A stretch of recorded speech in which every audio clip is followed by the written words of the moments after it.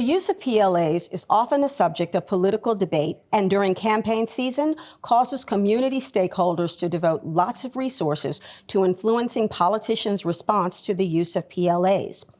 Unions cite increased efficiency and opportunities for residents as a reason to require PLAs.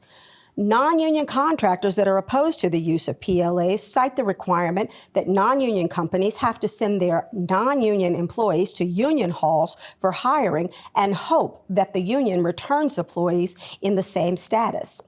Participants in federal and state-approved apprenticeship programs are excluded from working on projects in their hometowns because the programs are non-union. Non-union employees have to pay union dues to work on a project covered by a PLA, and the non-union companies are required to contribute to union benefit plans and essentially pay for employee benefits twice. PLAs have been the subject of litigation. Negotiating or implementing a PLA is more likely than not to be a daunting prospect. In order to assist clients, determine whether the client has a history of negotiating PLAs or a labor relations policy.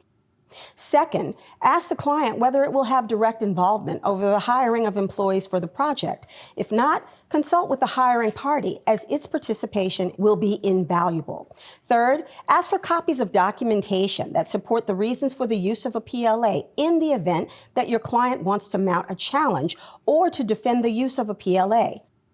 Finally, gather objective evidence that supports either the cost savings and increased efficiencies of PLAs or the risk associated with altering modes of business operation to conform to the requirements of a PLA.